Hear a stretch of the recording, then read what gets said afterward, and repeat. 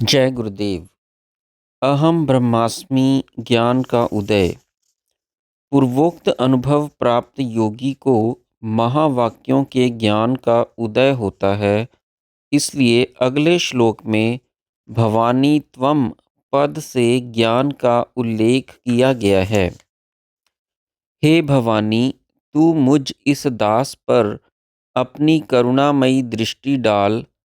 इस प्रकार कोई मुमुक्षु स्तुति करते समय भवानी त्वम अर्थात मैं तू हो जाऊं इस पद का ही उच्चारण कर पाता है कि उसी समय तू उसे निज सायुज्य पाद प्रदान कर देती है, जिस पद की ब्रह्मा विष्णु और इंद्र भी अपने मुकुटों के प्रकाश से आरती उतारा करते हैं अर्थात प्रणाम करते हैं।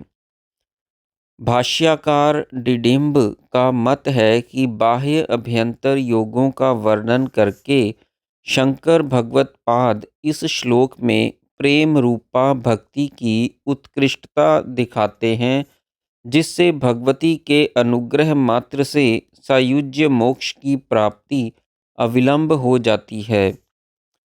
भाव यह है कि जो ईश्वरी सकाम अनुष्ठान करने वालों को उन सुकृतों का फल देती है, वह मुमुक्षुओं को ज्ञान के फल स्वरूप सायुज्य पदवी भी देती है।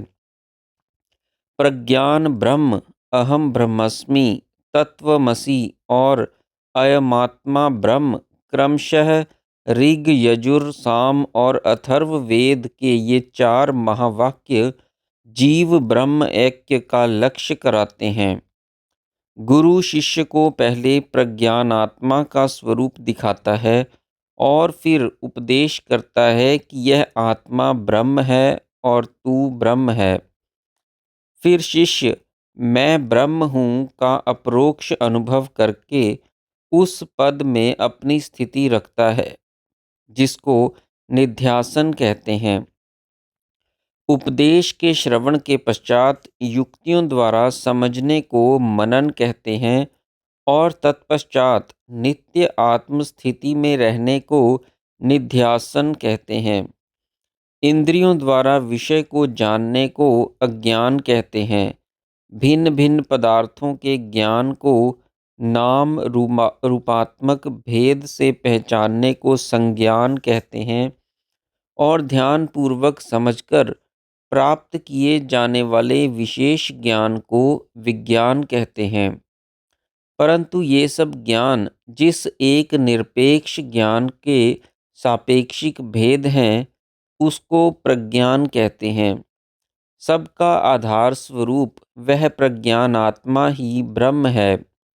ब्रह्म आत्मा ऐक्य की उपलब्धि श्रवण मनन निध्यासन के द्वारा कालांतर में होती है, परंतु शंकर भगवत्पाद इस श्लोक में कहते हैं कि जाने अथवा अनजाने भगवती की स्तुति करते समय जो इस श्लोक की प्रथम पंक्ति भवानी त्वम इतने ही पद का उच्चारण मात्र कर पाता है, तो भगवती उसे सायुज्य मोक्ष दे देती है। क्योंकि भवानी त्वम पद का यह अर्थ होता है कि मैं तू बन जाऊं, इसलिए भगवती यह मानकर कि यह मेरा भक्त मुझ में लीन होकर मेरे सायुज्य पद की प्राप्ति के लिए प्रार्थना करता है, दासे मई इत्यादि उच्चारण करने से पूर्व ही उसे सायुज्य मुक्ति प्रदान कर देती है। समाधि में समनी स्तर पर पहुंचकर योगी जो इच्छा करता है उसकी वह कामना पूर्ण हो जाती है। इसलिए अहम ब्रह्मस्मि का ध्यान करने वाला ज्ञानी भी उसी स्तर पर ब्रह्म आत्म ऐक्य की अपरोक्ष अनुभूति कर सकता है। इसमें कोई आश्चर्य नहीं। सायुज्य मोक्ष अन्य सालोक समीप्य और सारूप्य मोक्षों से ऊंची है, अर्थात सगुण ब्रह्म के लोकों से ब्रह्म भाव ऊंचा है और इंद्रलोक ब्रह्मलोक एवं विष्णुलोक उस पद के नीचे रह जाते हैं। जैसे कि भगवान गीता में कहते हैं, मानो ब्रह्मा, विष्णु और स्वर्गपति इंद्र के मुकुटों की ज्योतियां उस परम पद के नीचे आरती उतारने के सदृश निम्न स्तरों पर ही चमका करती हैं। अगले श्लोक में सदाशिव का ध्यान किया गया है। अर्धनारीश्वर सदाख्य तत्व का ध्यान।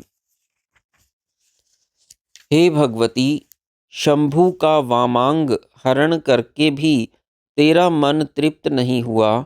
मुझे शंका होती है कि दूसरे आधे शरीर का भी अपहरण कर लिया गया है, क्योंकि वह सारा शरीर अरुण वर्ण की आभा से तेरा ही दिख पड़ता है।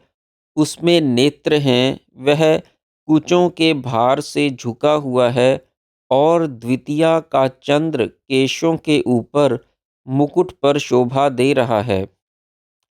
यहाँ अर्धनारीश्वर का ध्यान दिखाया गया है, जिसमें शक्ति तत्व की इतनी प्रधानता है कि शिव तत्व को जानना कठिन हो गया है।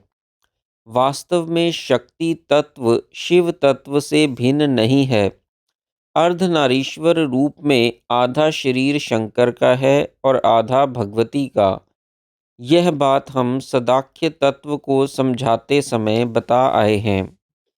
शंकर का शरीर स्फटिक सदृश स्वच्छ है, जो भगवती का शरीर अरुण होने के कारण उसकी अरुण आभा से अरुण दिखने लगा है, और भगवती के स्तन के भार से वाम भाग के किंचित झुक जाने से शंकर का दक्षिण भाग भी झुक गया है।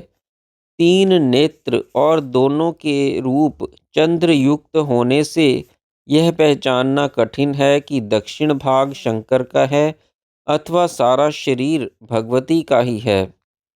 सदाख्य तत्व प्रभवोन्मुख होने के कारण पूर्ण शक्तियुक्त होता है, इसलिए अहम विमर्श के अध्यात्म भाव को शक्ति ने मानो दबा रखा है। जय गुरुदेव।